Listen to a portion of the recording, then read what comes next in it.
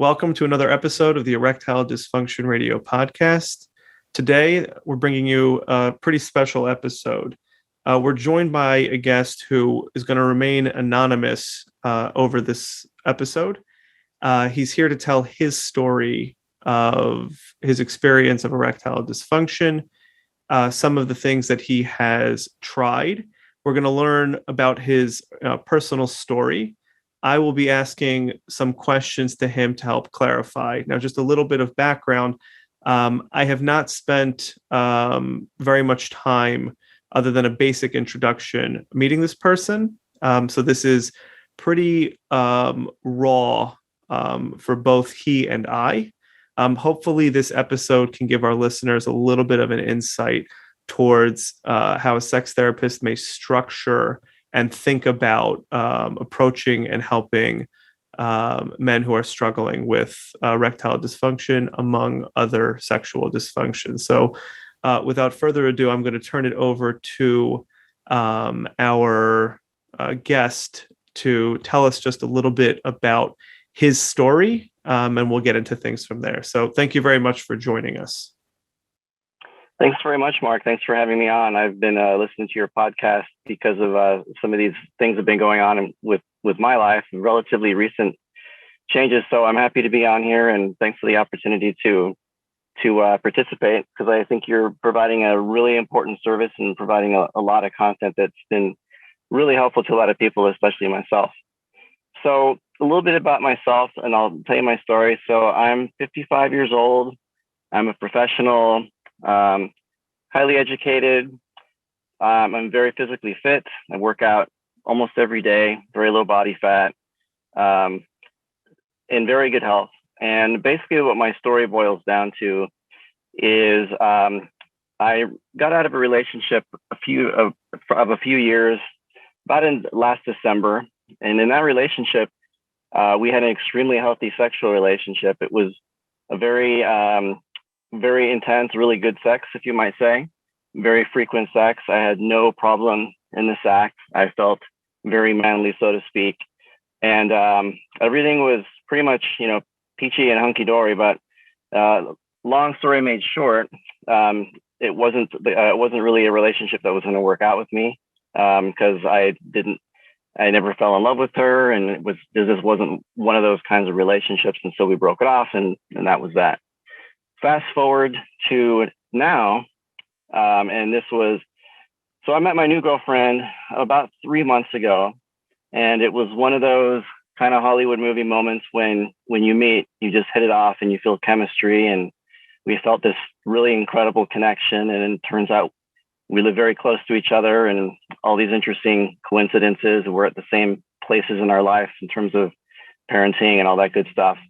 And basically, we hit it off, and we developed feelings for each other very quickly. Fell in love. I'm totally crazy about her. She's crazy about me, and ended up in a situation where, when it was time to become intimate, I had problems where I was having difficulty achieving an erection, and then when I did, I would have difficulty maintaining it once we started having penetrative sex, which was really crazy and very difficult for me to deal with because of my past, high performance and my very high confidence in my ability that way sexually. And also, especially since she's extremely attractive and she checks all the boxes in terms of all the things that turn me on from a physical perspective. And that's basically what my story is all about, is going from so-called stud, in my opinion, and also from what my previous girlfriend used to always tell me, to now in a situation where I'm in a completely opposite situation. So it's been very kind of frustrating. The good news is she's been very supportive, and she's very good communicator. And I've basically told her what's going on. And I think it's an issue with performance anxiety, which I've never really had before. And it's been kind of a journey to move past this and and have our sexual relationship develop And things have been getting better with each experience, but I'm just not quite there yet. Okay, so one is I appreciate just the level of detail that you're providing. Is it okay if I ask some questions that may seem basic or intuitive to you? Certainly after listening to some of our podcasts, but I want to just make sure that we're covering our bases here so that our listeners understand some of the things that go into an assessment and making sure that we're crossing our T's and dotting our I's. Absolutely, go ahead. Okay, so during this 3-month period, it's a new relationship, and what you're describing is that it's a really checking off all the boxes in terms of what you're looking for, and you've got very strong feelings toward her. It sounds like she has strong feelings toward you. Now, in that time period, did you seek any medical help? Have you spoken with a medical doctor for a physiological assessment? No, I have not, but I do have an appointment in a week or so to see a urologist to get checked up. In any case, but honestly, I don't believe there's anything physically wrong with me, but that's for the doctor to assess. Okay, and that's very often is the case that there isn't necessarily a physiological or a medical issue going on, but because the complexity of sexual function is a crossroads between the mind and the body. We definitely want to make sure that is a part of a thorough assessment to make sure that there isn't any underlying conditions. Now, it sounds like what you're describing is that this only emerged in this newer relationship. Is that correct? Yes, that's correct. Is there any history of any other sexual challenges or sexual function challenges that would include premature ejaculation, other recurrences of erectile dysfunction, delayed ejaculation, low desire, anything like that in your history? So yes, that's a great question. I did have an issue with my wife. So this is kind of a side story. I don't know how it also falls into the equation. I was married for 23 years. And towards the end of that, the last 7 or 8 years, things went downhill. My wife developed an alcoholism problem. We had all kinds of problems in the relationship. I ended up taking an SSRI, which had some pretty severe sexual side effects, and so I tried to counterbalance that with PDE5 inhibitors, Viagra, and that worked. But unfortunately, I ended up in a situation where I would have delayed ejaculation, which was also frustrating. So yes, I've gone through that.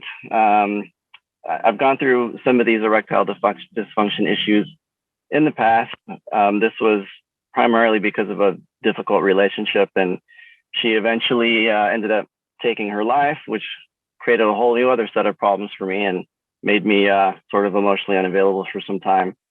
As a matter of fact, when I started with my previous girlfriend, I was still on the SSRI, and I had to get off of that in order to be able to perform and be able to complete sex successfully. And that actually took some time to get off the SSRI, which took some time and was pretty unpleasant. Okay, so obviously, what you're sharing, for the benefit of our listeners, also carries tremendous emotional weight, just in terms of losing a partner who takes their own life. No doubt, there's a tremendous emotional toll. So I don't want to just skim over that, and I think it's just important to recognize that this is beyond just an assessment, that you are a human being with a complex emotional world like everybody else. Staying on our topic, though, so you're saying there's been other occurrences of ED, both, it sounds like, medically induced, that you balanced out, medicinally induced, I should say, that you balanced out with a PDE5 inhibitor. It led to other challenges, though, delayed ejaculation, which is common or relatively common with an SSRI. But without the medication, it sounds like there were other occurrences of ED stemming from relationship challenges. Is that correct? Correct. Yes. Okay. During that time and or currently, were you able to gain and maintain an erection on your own? Yes, that's never been a problem. Yeah, and so that's why I was saying I don't suspect anything is physically wrong with me. Matter of fact, if I fast forward to my most recent encounter with my new girlfriend, I was able to relax a lot more, and there was a lot of being able to get erection was not a problem. Keeping it for, I don't know, 10, 15 minutes, and then for whatever reason it would subside, and it would be a lot of stop and start. What was frustrating is, well, first of all, she had no problem with it because she pointed out that we've been going at it for 2 hours, stop and start. So she was perfectly fine with it. Mm-hmm. I didn't really think about that and look at the clock, but so I guess that made me happy in a certain way. But I was frustrated because even though I get super close, I could not complete. So just recently I was dealing with this delayed ejaculation, which, yeah, I don't know what's going on there. I'm just hoping that maybe relaxing and over the next few times we get together, that will resolve itself, but I don't know. And like you said, this may be stemming from a performance anxiety, which can impact both gaining and maintaining an erection and ejaculation. So that is certainly a possibility here. Now, this is happening like really currently for the first time, like over a 3-month period. Is that correct? Yeah. So the last time we were in a sexual situation was just this a few days ago. Actually, was the first time we had this stop start with a delayed ejaculation problem. Whereas previously, I would either initially not be able to get an erection at all, or I would be able to get one and then I would lose it, and that would be it. I couldn't get it back again. So it feels like I'm making progress. I'm just not quite there yet. Okay. So, I mean, if I'm hearing you correctly, it sounds like it has gone from not being able to gain to being able to gain and struggling to maintain to a stop-start kind of situation, but not culminating in ejaculation. Is that correct? Exactly. That's exactly correct. Okay. Now, I also recognize that your current partner may listen to this episode at some point, so I want to be sensitive about the questions that I ask. And again, the details are not, I think, overly important for our listeners to understand, but I want to be curious if there's any nerves that you're experiencing with this relationship, perhaps stemming from the significance that it is carrying for you, the way you've described how you feel toward her, the high levels of attraction, checking all the boxes. It sounds like this relationship is delivering something for you that you have not quite experienced, at least in a while, perhaps at any point. Do you have a sense of feeling nervous, a pressure to perform, not wanting to lose her as a partner? Yeah, all of the above. This is a very unique situation for me, and I haven't felt this kind of passion and closeness in a very, very long time. I think this is the first time I've fallen in love with someone before we've actually had a very active sex life. So that kind of puts my head in a different space. And it definitely makes me put additional pressure on myself. I know realistically that she's not going to quote unquote leave me over this. We've discussed it. She basically tells me, I'm not worried about it. You're the only one that's worrying about it, that kind of a thing. But, deep inside there's always a concern that when you have someone and you don't want to lose someone, and you want to do everything in your power to prevent that. Okay. So it sounds like she's very supportive. She's saying all the right things, and it's not uncommon that, even when a partner is very supportive, a man can still struggle like internally, like with your own paradigm, just not really sure if it really is okay. Does she really mean this? Or are you going to lose her or lose the relationship? Or is she going to be disappointed? And it sounds like there's a little bit more of that internal individual process happening for you. Does that sound accurate?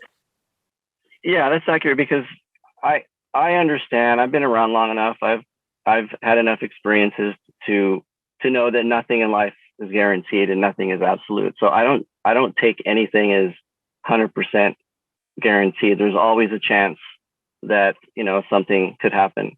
Now, the other thing I want to mention that you had touched on about checking all the boxes, this is kind of feels like a paradox to me, but I find her extremely attractive, and there are times when we're having sex, I'm a little intimidated by how hot she is. I'm like, oh my God, I can't believe that she's my girlfriend and that we're doing this. And it's kind of odd that she is so gorgeous and so good looking and it checks all my boxes. Sometimes that makes me feel a little bit intimidated, and I've never felt that way before with anyone in my life.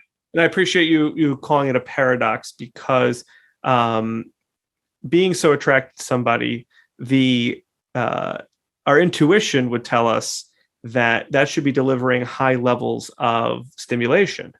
And, to a certain extent, it probably is. But at the same time, like, you're kind of up in your head a little bit, questioning, like, is this real? Am I missing something? Does she really want to be here with me? Kind of feel like she's out of my league to a certain extent, or I can't believe this is happening to me, Yep. which does kind of distract and take you away from that pleasure. That's absolutely right. And that's exactly what's going on in my head. Mm-hmm. And that's the thing I try not to do is she in the short time that we've been together, she knows me pretty well. She can look at me and say, oh, I can see you're getting in your head, get out of your head. So she can see the wheels spinning sometimes. And that's my biggest challenge, is relaxing and stopping the wheels from spinning and just enjoying the moment and not thinking about those things. So here's where I'd want to be curious, and I'm not going to go into this right now, but I want to be curious about any other historical experiences, not necessarily sexual, but perhaps with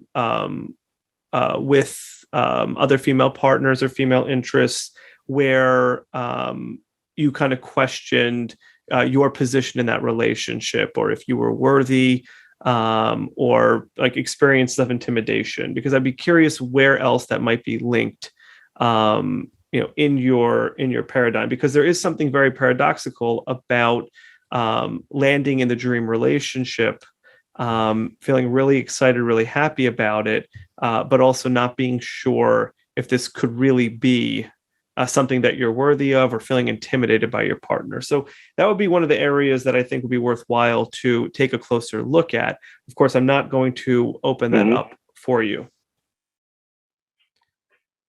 Yeah. So just briefly, I would say, I think my very first long-term relationship, when I was in college, long time ago, I have felt that with my first girlfriend, but it didn't result in what I'm dealing with right now. I guess I had some of those feelings, but I got over them pretty quickly. Okay, and again, it's something. One of the complexities that we talk about is, as men age, they do kind of lose some of that biological. I call it a biological jetpack that does kind of diminish over time. So sometimes underlying insecurities may not present themselves for years or even decades, because the body has a quick mechanism to kind of power through that, and then it doesn't become overly relevant. But over time, with the aging process, and also with the aging brain, and having relationship history, having been hurt in relationships and whatnot, that can sow deeper doubts, and you also have less of a biological boost to power through that. So what you're experiencing now may have some roots in earlier experiences. And again, it may be subtle in some of those earlier experiences. It may be more pronounced for other people. But again, it'd just be an area that I would be curious to ask more about. Along those same lines, I mean, I think it's important for our listeners to understand that we'd want to have a more in-depth relationship history with the other relationships, to kind of understand if there are any specific patterns that have been unhelpful in the past. Is there anything that's making this relationship specifically intimidating? I want to have a more thorough history for that, to really have a better understanding. Now, you also mentioned performance anxiety. You can answer this question with a yes or no if it feels too invasive or too revealing. But I want to be curious if there's any mental health history, if there's any predisposition to anxiety, if anxiety manifests in any other areas of your life in a significant or pronounced type of way, or if it seems to be much more acute to this relationship or the sexual experience. Yeah, so I did go through a period of my life with the latter part of my marriage combined with an extremely stressful job where I was just way off the charts, just an anxiety basket case. It was pretty bad for several years. I did a lot of work to gather myself up and deal with the loss and what happened and how it happened. And of course, I have 2 teenage kids, and helping them and worrying about them and all that. But, I have to say that right now, I am not in a very high anxiety state in general. I'm actually right now, honestly, right now, I feel like I'm like the most healthy, the most physically fit, and probably among the most happy I've been in my entire life right now. I just feel like things are just really connecting and things are happening for me, and life is good. And I just see this episode with the ED as kind of a speed bump I got to get over. Mm-hmm. And it sounds like you've had periods of more pronounced anxiety. This certainly is one of the times in your life when it has been far, far lower. So another question I want to be curious about is, because of the significance that this relationship has for you, and I think the potential that it really carries and how good you feel in it, do you think about the relationship in that same sort of intimidating way, or is this specific to the sexual side of the relationship? It's strictly with respect to the physical sexual side of the relationship. Okay. Now, I'd also be curious, is your partner younger than you by any significant type of way? Is there a reason that you might be intimidated beyond physical appearance, just in terms of fear of maybe she'll find a different partner? Is there any unique components to the relationship that would cause that gap or that perceived gap between the two of you to be more pronounced? She's only 3 years younger. And honestly, no, I don't actually really worry about her seeing someone else or betraying me or anything like that. It's strictly one of these, oh my gosh, she, like I said, she just checks all the boxes, and sometimes the stimulation, the visual stimulation, because she checks all the boxes, can feel a little overwhelming, and I have to get out of my head. Okay, you're saying that goes back to this paradox, and I would imagine that is going to be one of the areas that you're primarily going to want to look at and to address, which is that experience of acute. I'm even hesitant to call it anxiety or worry, as much as just the almost like the pinch yourself type of thinking that's going on there of, is this real? Is this really me? Is this happening? It's too good to be true type of thinking. Yep. Seems to take you outside of the experience and really puts you into a position where you're thinking and analyzing much more than you are experiencing. Yeah, that's I would say that's true. I mean, I'm not sure that that's the primary driver behind what I'm experiencing, but it's certainly a factor. Okay, and how would you describe the primary, or what you see as the primary factor? So I still think the primary factor is being able to perform the way I used to, the way I previously did. It's really, I've kind of realized that it's really all on me. It's not on her. She's never complained, and she's happy with the skills that I do have that don't require, an erect penis. But I guess I have this view of how I'm supposed to perform based on how I did in the previous relationship. And it was a little disconcerting to get into this new relationship and not just pick up where I left off, and basically feeling like I had to start all over again. Okay, and this is a really important point that you're bringing up, because it is certainly separate from feeling just intimidated by a partner, which is almost holding yourself to a previous bar and being somewhat mind occupied with, like, well, it's not performing in the same kind of way. Why is this happening? What's going on for me? And that certainly has much more of a performance anxiety feel. Again, it sounds like what you're describing is less about the impact that it's having on your partner and much more about, this isn't me, or this isn't the way I was performing before. What's going on with me? That is exactly what's going on in my head, is what is wrong with me, and why am I unable to do what I was doing previously just a few months ago? 6 months ago. Yeah, and that's also an important distinction for our listeners to understand, is that performance anxiety is not a one size fits all. Some people experience performance anxiety because of the reaction of a partner, whether it's real or perceived. They're very preoccupied with what the impact is on a partner. Reassurance sometimes can be helpful, sometimes it isn't. But other men are much more concerned about, well, this isn't me. This isn't the way I was, and what's wrong with me, or what's different, or am I ever going to get back to how things were before? And that could be a very mind-occupying train of thought to be stuck in. And even when a partner says, "Hey, I'm good," the response generally is, "Okay, but I'm not, because this is not who I am.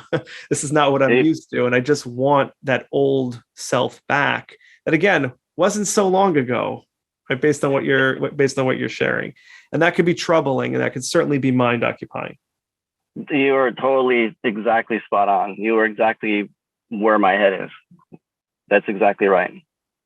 Okay. And one of the things that we talk about, both in the podcast, and I think also mention it on the e-course, is the performance anxiety can begin to dip into much more of like an anticipatory anxiety, where over time it goes from something that's very, very, in the moment, to starting to think about it a little bit more outside of the moment. And that anxiety can sort of bleed out into, a couple hours before I'm going to see my partner, I already starting to think about it, starting to worry about it. Has that been your experience at times? So I'm glad you mentioned this. Okay, so I did get your course. This is not a plug. Mark did not ask me to plug this. This is one of the reasons why I was, listening to the podcast, because I got a lot out of the course, and I did learn about that from the course. And yes, I did experience a little bit of that, but I didn't really, there was a lot of stuff in the course that I hadn't thought about or didn't know before. And once I was exposed to that idea, that became less of an issue with me. One of the things that has really helped me, Mark, from the course, was this whole idea of asking yourself, and I've discussed this with my girlfriend, and this has really, really helped. And I think it's one of the reasons why we had such a good experience the last time, was this whole idea of asking myself and exploring and embracing, well, what do you like? And talking about it with your partner. So I spent some time writing down all the things that I like. What are all the things that turn me on? What are all the things that, I like to do? What are all these fantasies and all this stuff? And we didn't have a super long talk about it, but I told my girlfriend, hey, these are the things that turn me on. And I'm embracing these things. And so you should know. And she was actually really surprised that I was talking to her about this, because that's not something couples usually talk about. You're supposed to be some sort of mind reader and figure it out. I'm like, you know what? From what I learned in your course, I'm not going to force anyone to be a mind reader. I'm going to be straight ahead and say, this is what I like.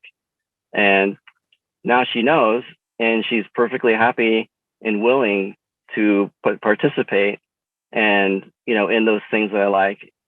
And that was one of the things that made it a lot easier for me to relax. Is it's like, okay, I'm telling her these things. I don't have this anticipatory anxiety because she knows what I like, and I feel totally comfortable telling her the things that I like. And she's actually really happy and pleased that I'm open and trusting enough with her to tell her these kinds of things, because you feel kind of vulnerable when you're expressing yourself in those ways. Yeah, I mean, it's obviously very vulnerable, and that communication piece can be really, really huge in staving off the anticipatory anxiety and actually getting the process to kind of move in the other direction, where you can kind of whittle it down to things that are very, very acute, very specific, making them a lot easier to address. Well, yeah, because now there were a few times when I was like, kind of dreading what's going to happen next time. But now it's totally turned around. It's like, okay, it's not exactly to where I was before, and that's fine. I know I'm getting there. I know this is a temporary situation, but now I'm totally looking forward to the next opportunity we have. And your course helped me to get my head there. I don't think I'd be there if I hadn't really thought about all those things that I learned. Well, I mean, I do appreciate the plug, even though I know that was not intentional. Certainly, that was something that we did not even discuss prior to doing this episode together. Even in this conversation that you and I are having, as you're fully aware, if you've been through the whole course, we can't even cover all the components in this conversation that are covered in the course.